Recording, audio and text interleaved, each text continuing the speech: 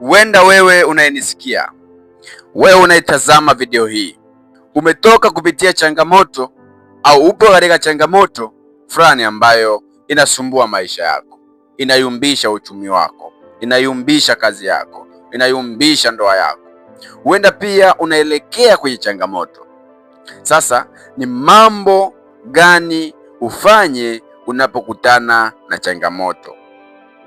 Kwanza kabisa nataka utambue changamoto ni za kawaida katika maisha ya mwanadamu. Changamoto ni za kawaida. Katika video hii utaenda kuyaona mambo ya kufanya unapokutana na changamoto. Kumbuka, kuna watu kwa sababu ya changamoto ambazo zilikuja kwenye maisha yao walipoteza kazi. Kuna watu kwa sababu ya changamoto walizozipitia walipoteza furaha kabisa. Kuna watu kwa sababu ya changamoto walikimbia familia zao.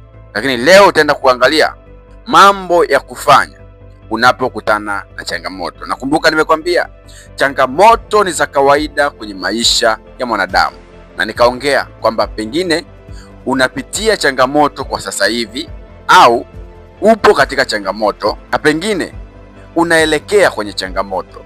Lakini kwa kuangalia video hii utaenda kuona mambo unayotakiwa kuyafanya unapokutana na changamoto. Jambo la kwanza la kufanya unapokutana na changamoto kwenye maisha yako, cha kwanza kabisa, kaa chini, fanya tafakari. Tafuta sehemu yenye utulivu, yaweza kuwa chumbani kwako au bichi au sehemu yoyote yenye utulivu. Unaweza ukachukua peni na daftari na ukaanza kujiuliza, umeingiaje kwenye hiyo changamoto? Umeingiaje kwenye hilo tatizo? Kwa sababu kwa kila kitu kilichotokea kwenye maisha yako lazima kina sababu. Kila kitu ambacho kimetokea kwenye maisha yako lazima kina sababu. Kwa hiyo jitahidi sana kuwa mkweli wa moyo wako mwenyewe.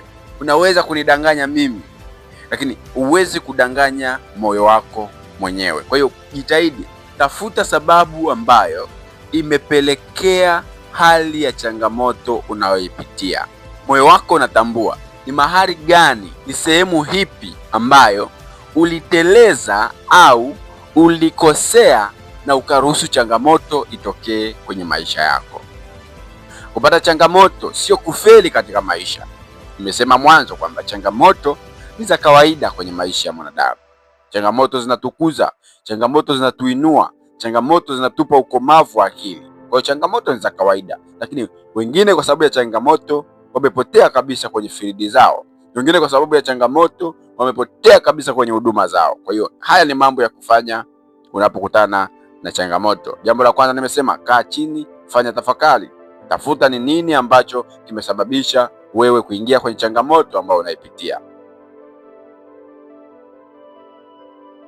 Jambo la pili, jaribu kujiuliza kuwa ni kweli umekutana na hilo tatizo, lakini suluhisho lake ni nini? Kama changamoto zako zimetokana na mambo haya nitakayoelezea, mfano mikopo, madeni, tamaa ya pesa, ndoa au mahusiano yako, uchumba umeharibika au umekataliwa na wazazi au ndugu zako na kadhalika, maana yake jaribu kujiuliza kuwa ni kweli umekutana na changamoto, lakini suluhisho lake ni nini? Kwa hiyo ikiwa kama changamoto yako imesababishwa na mikopo, maana yake kaa chini, anza kutafuta namna ya kudhibiti huo mkopo ambao umeuchukua. Anza kutafuta namna ya kulipa deni ambalo limesababishwa na mkopo uliochukua. Kama changamoto yako imesababishwa na tamaa ya pesa, maana yake anza kupunguza tamaa ya pesa. Sababu ni kweli kila mmoja anatafuta pesa, lakini unapokuwa na tamaa ya pesa, maana yake tunamuongelea Yuda ambaye alimuuza Yesu kwa sababu ya tamaa ya nini? Ya pesa. Lakini kila mmoja anatafuta pesa. Kwa hiyo usiruhusu tamaa ya pesa iendeshe maisha yako. Ukiruhusu tamaa ya pesa iendeshe maisha yako, maana yake utakuwa tayari hata kuua kwa sababu ya pesa, utakuwa tayari kwa ajili ya kuiba kwa sababu ya pesa. Lakini kama changamoto yako imesababishwa na ndoa, kuingia katika msukosuko mkubwa, jaribu kukaa chini na utafute suluhisho, kwa sababu kila jambo ambalo linaanzishwa kwenye maisha linaweza pia kutatulika. Kila jambo lolote ambalo linaingia kwenye maisha yetu, kila changamoto inaingia kwenye maisha yako inaweza kutatulika. Jambo la pili ambalo litakusaidia pale unapokutana na changamoto ni kujaribu kujiuliza kwa nini umekutana na changamoto, na ni kweli kabisa umekutana na changamoto, lakini tafuta suluhisho la hiyo changamoto ambayo umekutana nayo. Usikimbie changamoto. Wapo ambao wamekimbia changamoto. Ukikimbia changamoto, maana yake unafanya changamoto yako hiyo kubwa. Badala ya kukimbia changamoto, maana yake jitahidi sana kuweza kutafuta suluhisho au jibu la changamoto yako.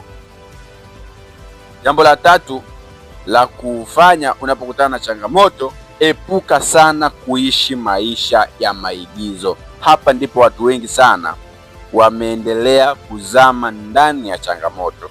Watu wengi sana wameingia kwenye changamoto zaidi kwa sababu wanataka kuigiza kwamba hawapo kwenye changamoto. Yaani kama mtu unapitia changamoto, unapitia maumivu, upo kwenye crisis moja hatari sana, lakini unatuigizia kama haupo kwenye changamoto. Kama unataka kutoka kwenye changamoto ambayo uko nayo, kama unataka kuishinda changamoto uko nayo, manake acha maisha ya maigizo. Maana kuigiza maumivu kuwa furaha, unakuwa haujaikubali changamoto. Na njia nzuri ya kumaliza tatizo ni lazima kwanza uweze kulikubali tatizo lenyewe. Sasa kama utaendelea kuishi maisha ya maigizo, maana yake bado hujakubali changamoto. Eti kwa sababu upo kwenye changamoto ya deni, umekopa mkopo hasa, pengine umekopa kwenye mkopo wa kausha damu na vitu vingine, au mkopo wa benki. Sasa ili usiendelee kuonekana kama unadaiwa, unaenda hata kuongeza mkopo mwingine ili maisha yako yaendelee kuwa mazuri, kuwazuga watu wasijue kama upo kwenye wakati mgumu, manake unaongeza tatizo. Eti kwa sababu ndoa yako imeharibika, haupo na mahusiano mazuri na mwenza wako, unaenda nje kutafuta mahusiano au unaenda kutafuta furaha kama vile ambavyo imezoeleka. Maana yake badala ya kutatua changamoto unaongeza changamoto nyingine. Maana kama changamoto imetokea, unatakiwa kukubali na sio kuanza kuishi maisha ya kuigiza furaha wakati ndani una maumivu. Kwanza tatua maumivu ulionayo. Baada ya kutatua maumivu ambayo unayapitia, maana yake furaha itakuja automatic kwenye moyo na maisha yako. Acha kuishi maisha ya maigizo. Haya ndiyo mambo ambayo ukikutana na changamoto unaweza kuyafanya na yakakusaidia. Nimesema jambo la kwanza ni kukaa chini na kufanya tafakari ili kuweza kubaini changamoto yako imetokana au kusababishwa na nini. Jambo la pili nikasema unatakiwa kujaribu kujiuliza kuwa ni kweli umekutana na changamoto, lakini suluhisho lake ni nini. Jambo la tatu na mwisho nikasema unatakiwa kuepuka kuishi maisha ya maigizo.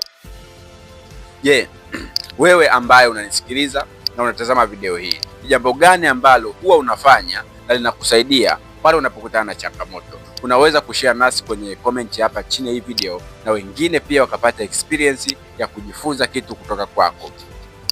Vile vile unaweza kushare video hii kwa watu wengine pia, marafiki, wakaendelea kujifunza. Changamoto zinamkuta kila mtu na changamoto ni za kawaida kwenye maisha ya mwanadamu. Kwa hiyo unapokutana na changamoto, haya ndio mambo ya kufanya, lakini pia kwa experience ya maisha unaweza kushare ni mambo gani ambayo na wewe unayafanya unapokutana na changamoto.